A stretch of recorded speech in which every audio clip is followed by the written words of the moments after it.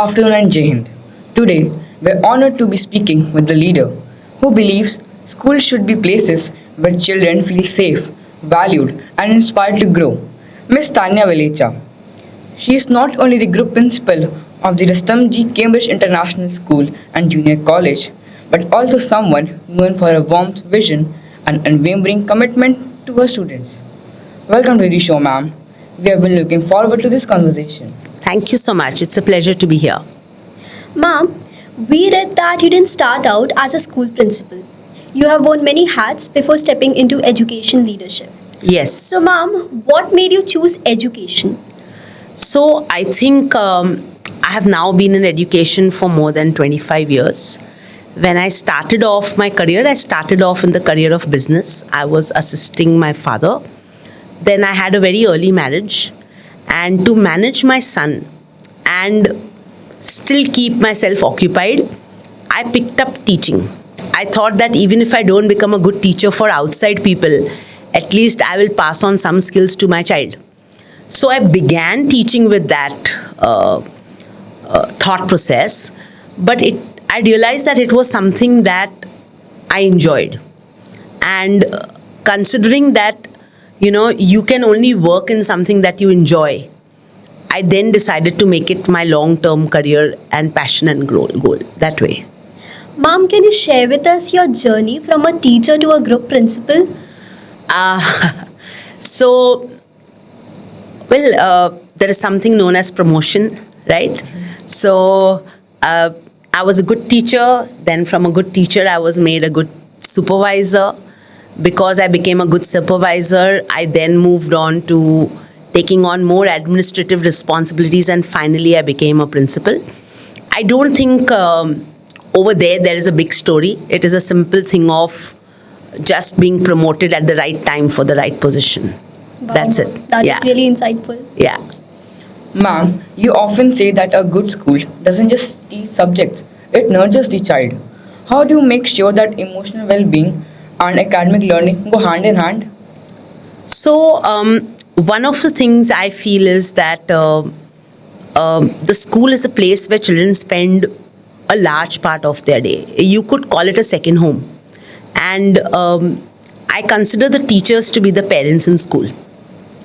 So just like at home, you feel comfortable, you feel safe. Even if you make a mistake, your mom or dad will scold you, but they don't disown you. They don't say you are no longer my child. That's a similar safe environment I want existing in every school, including mine, where even if a child makes a mistake, the comfort level is so good, the safety quotient is so high that the child doesn't hesitate to say, okay, I'm not comfortable with this, or I did this wrong.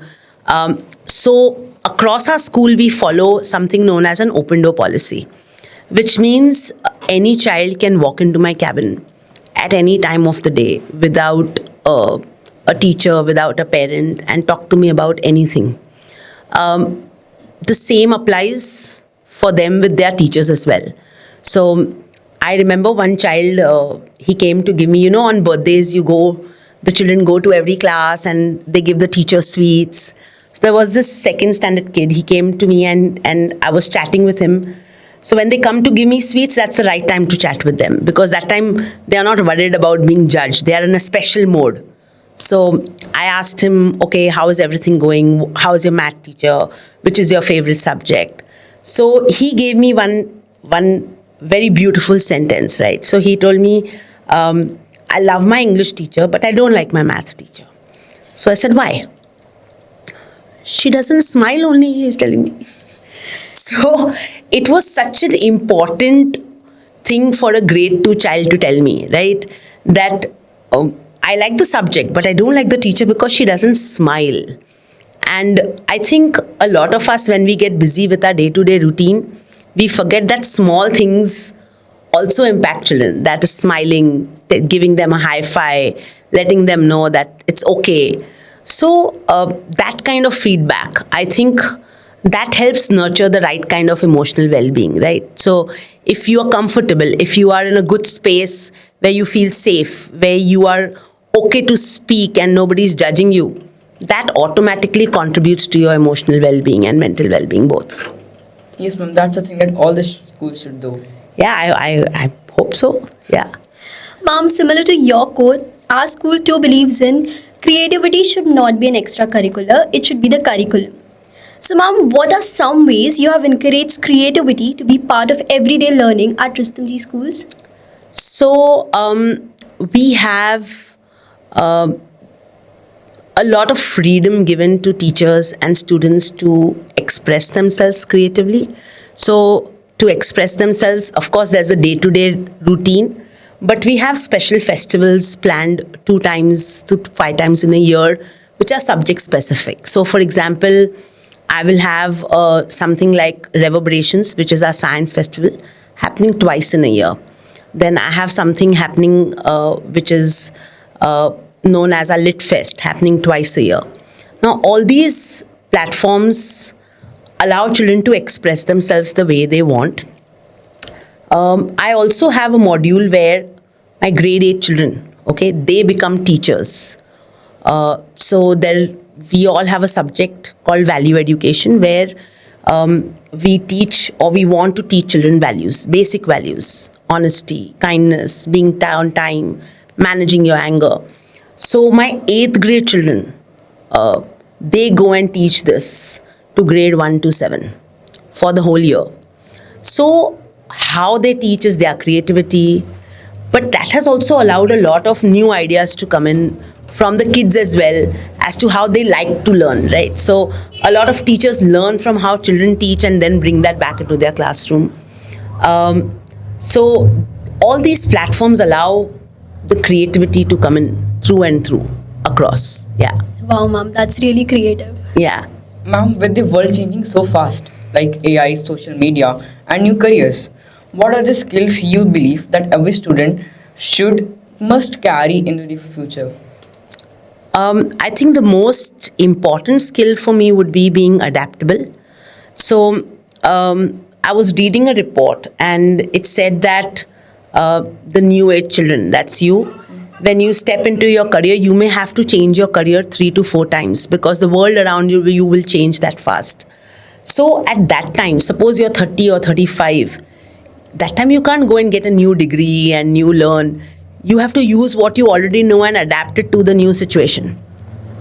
So I think for your generation in particular, you know, where AI is a big thing, and it is said that by 2030 AI will take over n number of jobs. You may have to be very, very adaptable and flexible, and you may need to keep on upskilling yourself to be able to meet the needs of the world around you.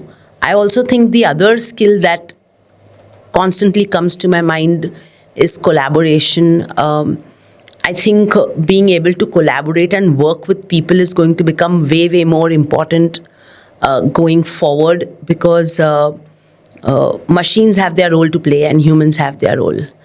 And you have to learn to rely on each other, work together, build on each other's skills to be able to achieve what you want. So I think for me, adaptability and collaboration would be the most important skills for your generation. Well, ma'am, we will surely try to do that. Yes, all the best.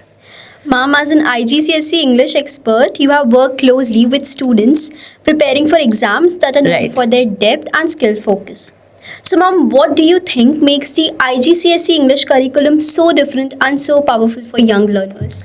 So, my answer is going to be very biased, right? Because I love the subject. I love the Cambridge program when it comes to first language English.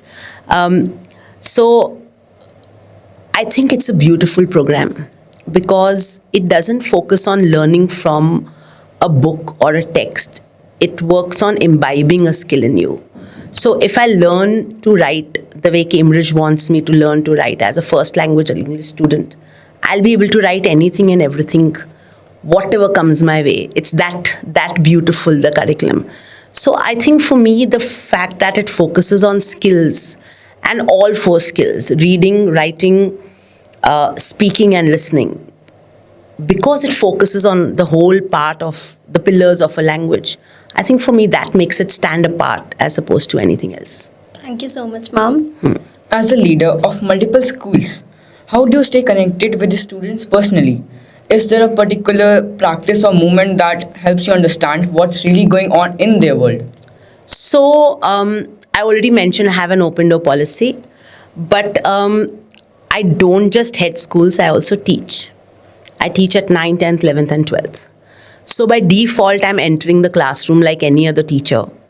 And I'm not entering once in a while, I'm entering it for a subject for the whole year. So, I think that allows me to stay connected with a lot of children.